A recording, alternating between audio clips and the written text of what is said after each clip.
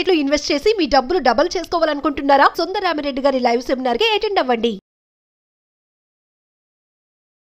Hi viewers, India's largest digital media network Suman టీవీకి స్వాగతం. ప్రస్తుతం మనతో ఉన్నారండి ఒక సైకాలజిస్ట్ శ్రావ్య గారు అని, వైజాగ్ నుంచి. నేను తనది ఇన్స్టాలో రీల్స్ చూశానండి, చాలా చక్కగా చెప్తారనమాట.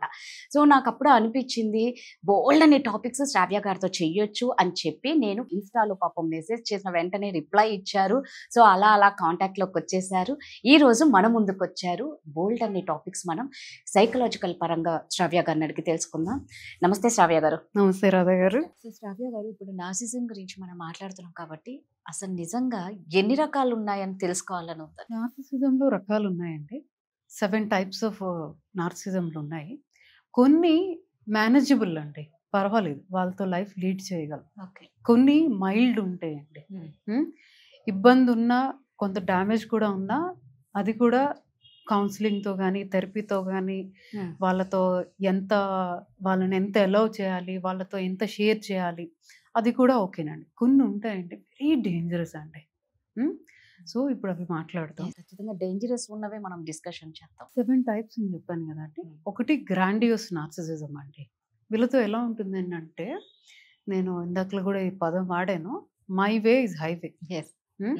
నేను చెప్పాను కాబట్టి ఇది అయిపోవాలి.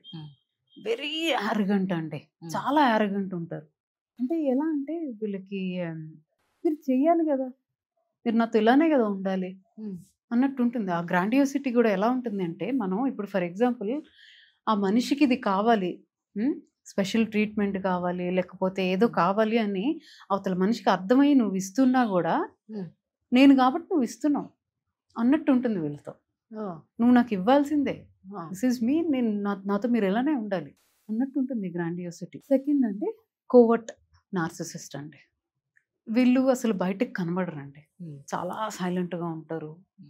వీళ్ళతో ఇబ్బంది ఉంది అని ఎవరితో అని చెప్తే అసలు నమ్మరండి. వీళ్ళతో వచ్చిన బాధ అంతా కూడా అండి ఎక్స్ట్రీమ్ జలస్ అండి, ఎక్స్ట్రీమ్ జలస్ ఉంటుంది. ఎప్పుడు కూడాను ఒక విక్టిమ్ లాగా మాట్లాడుతూ ఉంటారండి. అంటే నా చిన్నప్పుడు ఇలా అయిపోయింది, నేను ఇన్ని బాధలు పడ్డాను. ఎప్పుడు కూడాను అసలు ఒక పాజిటివిటీ ఉండదు. మీరు వెళ్ళి మాట్లాడితే నాకు ఇదైంది, నాకు ఇదైంది, ఒక విక్టిమ్ కార్డ్ లాగానే ఉంటుందండి. ఎప్పుడు ఒక విక్టిమ్ కార్డ్ ప్లే చేస్తూ ఉంటారు. ఇలాంటి నార్సిసిస్ట్ రిలేషన్షిప్లో కంటా అండి, పేరెంట్స్, ఒక మదర్ కానీ ఒక ఫాదర్ కానీ ఇలాంటి నార్సిసిస్ట్ అయితే అది ఎక్కువ సఫరింగ్ అండి. రిలేషన్షిప్లో కన్నా ఇలాంటి నార్సిసిజం వల్ల పేరెంట్స్లో ఎవరో ఒకరు ఇలాంటి నార్సిసిస్ట్ అయితే అది ఎక్కువ మోర్ సఫర్ పిల్లలకి ఉంటుంది. రిలేషన్షిప్లో అంత ఇబ్బంది ఉండదండి. ఓకే. థర్డ్ అండి కమ్యూనల్ నార్సిసిస్ట్. ఇప్పుడు మీరు చూసినట్టయితే కొంతమందికి సొసైటీకి సర్వీస్ చేయాలి, పేదవాళ్ళకి ఏదైనా ఇద్దాం, ఏదైనా చేద్దాం, భోజనాలు పెట్టడం కానీ సర్వీస్, బేసిక్గా ఎనీ సర్వీస్ కొంతమంది ఇష్టంతో చేస్తారండి. ఈ కమ్యూనల్ నార్సిసిస్ట్ ఏంటంటే జస్ట్ ఫర్ షో ఆఫ్ చేస్తారండి. నిజానికి లోపల వాళ్ళకి ఏం ఉండదు. జెన్యూన్గా వాళ్ళకి అది ఇస్తే మంచిగా అది ఉపయోగపడుతుంది కదా అన్నట్టు ఉండదు. జస్ట్ ఫర్ షో ఆఫ్ నేను ఇంత చారిటబుల్ ట్రస్ట్ నడుపుతున్నాను కానీ, లేకపోతే నేను వీళ్ళకి హెల్ప్ చేస్తున్నా, అవన్నీ కూడా ఆన్ రికార్డ్ ఉంటాయండి. వీడియోస్ తీసి పెట్టడం.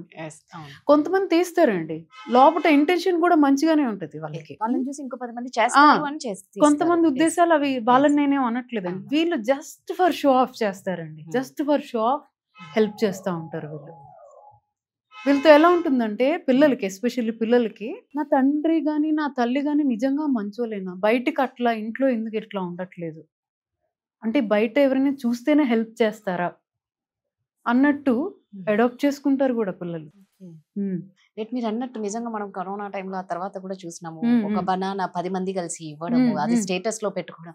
నిజంగా మీరు అన్నట్టు అవన్నీ షో అప్ కే అనిపిస్తుంది. అదే అండి, అంటే ఇప్పుడు మీరు అన్నట్టు కొంతమంది అరే మనం చేస్తే నలుగురు చేస్తారు కదా ఖచ్చితంగా అన్న ఇంటెన్షన్, అది మంచి ఇంటెన్షన్. కానీ ఇంకొంతమంది ఏంటంటే just for show off, just for camera ముందుకి అంతే. అది కమ్యూనల్ నార్సిసిజం అండి. సో బినైన్ నార్సిసిజం అని ఒకటి ఉంటుందండి. వీళ్ళు లెస్ హార్మ్ అండి, వాళ్ళతో అంత ఇబ్బంది ఏమి ఉండదు, చాలా ఫన్ ఉంటారు, చాలా సరదాగా ఉంటుంది వీళ్ళతో.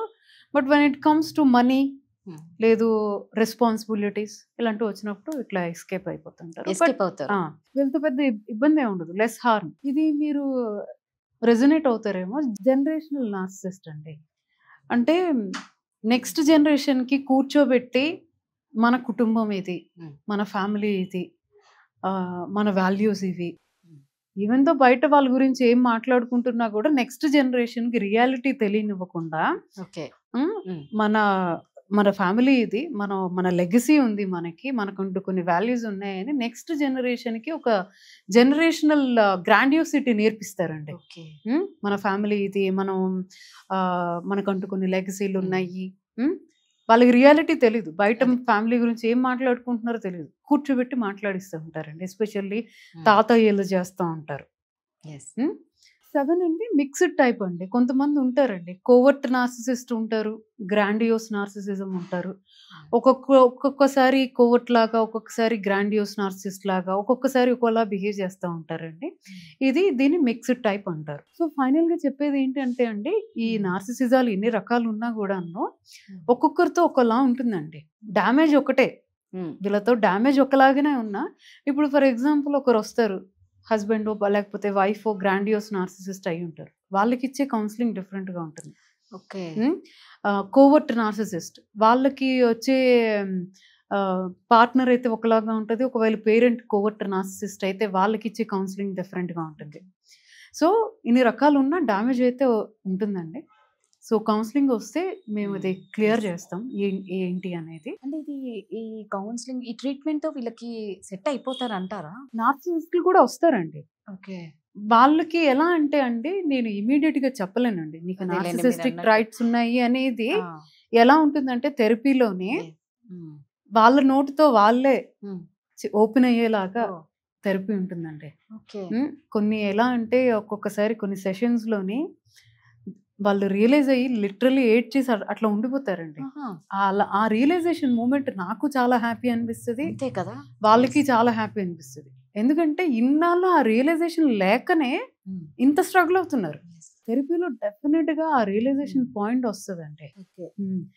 మీరు అన్నట్టు నిజంగా రియలైజేషన్ ఎప్పుడైతే అవుతారో అప్పుడు నిజంగా యాక్సెప్ట్ చేయాలి కదా, ఫస్ట్ ఆఫ్ ఆల్ యాక్సెప్ట్ చేయాలి కదా.